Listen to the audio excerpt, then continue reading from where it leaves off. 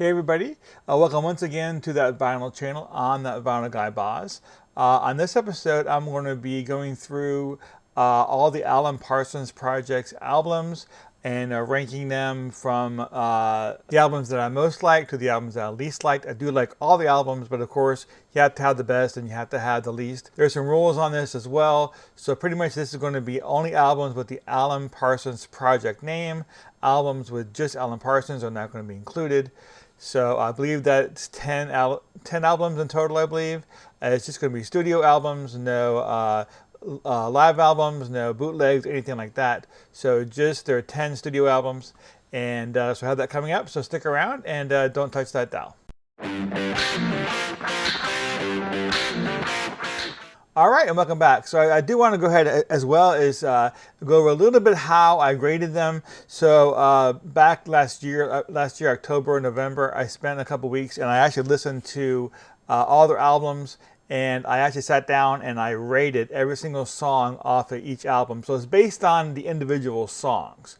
Okay, so what I have here, as you can see, I have here the paper, and I have pretty much all the songs. If you can, have notes written down. So you see here, I have, number 5. That's my ranking for each song off each album. 10 being best and 1 being the worst. And then I took an average of all those, and then I made a number up here. And as you see, each album is numbered, and that's how I came up with my way to figure out which album I like most and which album I like least. I was actually surprised. I thought the album that I would like most ended up being the second most liked album.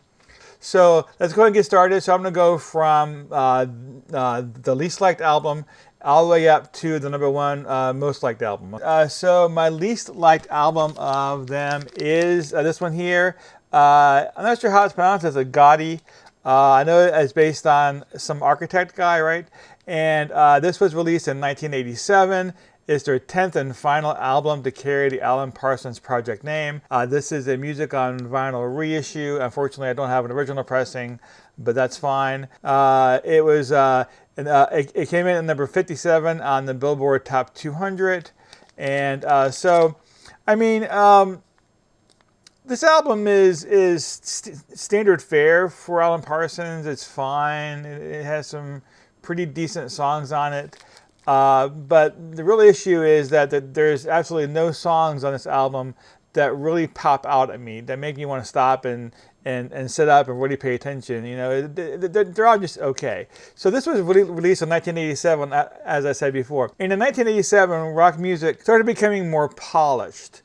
And I know that's not a very good way of explaining it. Maybe some of you do understand if you lived through from the early 80s to the mid 80s to the late 80s, and you heard the music change, and it did.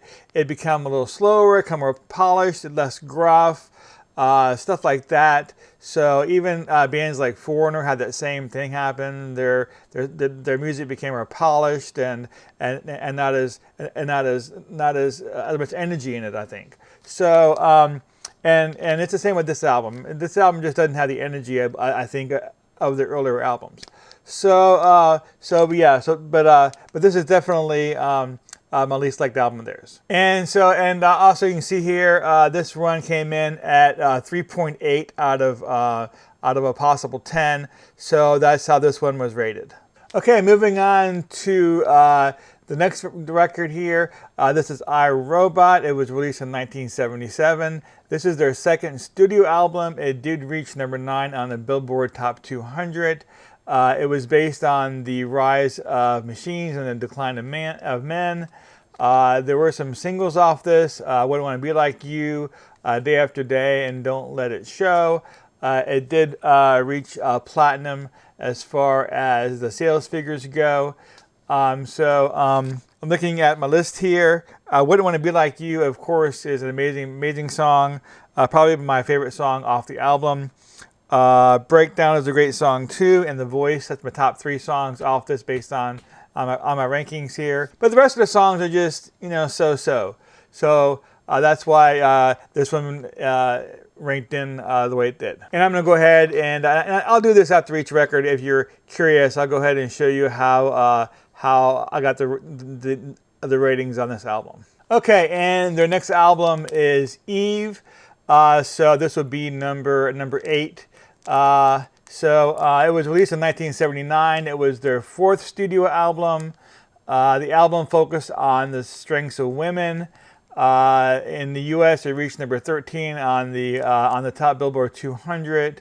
It had a single off of it, "Damned If I Do," which is actually a really good song. I don't think it charted in the U.S. I can't find anywhere where it charted. It's kind of interesting because Wikipedia doesn't even mention that single, but I do have the single, that 45 RPM single in my collection. So, but yeah, looking down here at the songs, Lucifer, which is an instrumental, it's really good. "Damned If I Do," of course, is really good. "Winding Me Up" was also a really good song. So, sorry I'm looking down, but it's down here. But yeah, so other than the few songs that are really good, most of the songs are just So again, that's how this one ended up being number 8. And real briefly, I'm just going to show you how I arrived at the rating. This one came in at a 5.2. Okay, and the next one is Pyramid. This would be number 7. So this one was released in 1978. It's their 3rd album. It is a concept album about the pyramids of Giza. It was nominated for a Grammy. As far as I can tell, there are no singles off this album, which is very interesting. So I'm looking down at my list here. Looks like the best song I liked off this was Pyromania. Pyromania, not Pyromania. Yeah, but other than that, the rest of the songs are just as well. So, I mean, when I say I don't mean that they're bad songs. Again, going back to what I said before, the songs don't really grab you. They don't stand out. They're fine to listen to, but nothing to really stop and look over and say, hey, what's that? You know what I mean? So, but that's how this one ended up as number 7. And once again, I'm going to show you a little bit how I came up with the ratings for this one. All right, moving right along. Number 6, we have Tales of Mystery and Imagination. This is Alan Parsons Project's debut album, released in 1976. This was released with several different covers. I do believe this is the original cover. So it has some singles off of it. The Raven and The System of Dr. Tar and Professor Feather, which is actually my favorite cut off this album. It did reach, the album itself reached number 38 on the Billboard's Top 200. Looking down at my list here, looks like my favorite songs were, of course, the Dr. Tar and Professor Feather and the Telltale Heart. The Raven, of course, is also a really great song too. And it seems I just didn't care for the B-side that much. So that's probably how this one came in at number 6. And again, real quick, I'm just going to show you how I came up with the ratings for this album. So we have here Stereotomy, which is released in 1985. It's their 9th studio album. Again, this one is kind of like gaudy, kind of like a little bit. It's more of a polished sound. I mean, it's okay. This was nominated for a Grammy, and it won a Grammy as well. So that's cool. I'm looking down at my list here. It seems Stereotomy, which is the title track, was my favorite song, and Limelight was really good. Where's the Walrus, which I believe is an instrumental, was really good as well. I don't think Stereotomy was a single. So, but it was a really good song. And for those of you that want to see how I rated this album, there's a rating. It came in at a 6.4. This is Alan Parsons Project's Ammonia Avenue.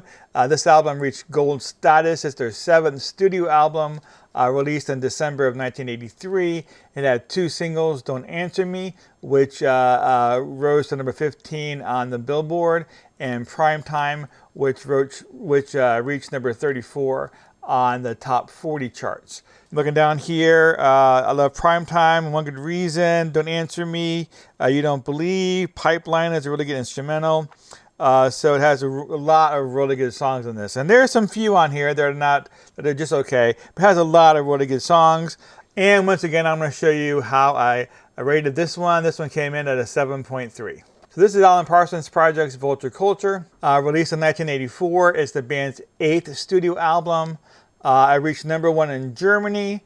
It has a really great song on it. Let's Talk About Me, which was a single, which I gave it a number 10 on my ratings here. Separate Lives was really good. Days Are Numbered is an awesome song. Sooner or Later is an awesome song. Hawkeye. Somebody out there, I mean, all these are great songs off this record. There's just a couple on here that were just okay. Okay, now I'm going to show you the rankings on this one. So that's how this one came out on my list, and this one came out as an 8.25. Okay, so now we're moving on. This is number 2. Actually, this one I thought would be number 1. This was the first Alan Parsons Project album I ever owned. Probably the first one that I ever listened to. So this is actually a very first pressing of it. It has this red border on this side of it, and it has this gold foil. Later pressings had the red edge on it, but just had the gold coloring, no gold foil, and eventually they ended up getting rid of the red edging altogether. So, but this is the first pressing, so very cool. It was their 6th studio album. It was released in 1982. It had their biggest hit on it, which is the title track "Eye in the Sky." There are also some great other singles off of it. I love Psychobabble. It's an awesome song. Old and Wise is also really good. The album reached number 7 on the Billboard Top 200, and the album reached platinum status. And there's my my rankings for this album for each song, and this one comes in at an 8.66. Okay, so my favorite album, there's only one left, and that is Alan Parsons Project Turn Over a Friendly Card. So it was released in 1980. This is their 5th studio album. It's a concept album revolving around gambling. It has some of the most recognizable songs, Games People Play and Time. So this album was number 13 on the Billboard Top 200. It reached platinum status. Snake Eyes is also a single off this album as well.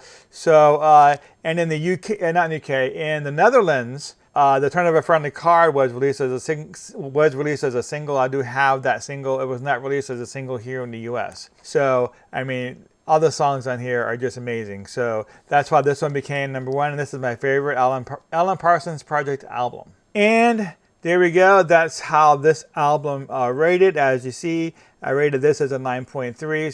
So none of the albums got a 10, but this one here is the closest one with a 9.3. Okay, there you are. There's all my Alan Parsons Project albums are ranked from least liked to most liked.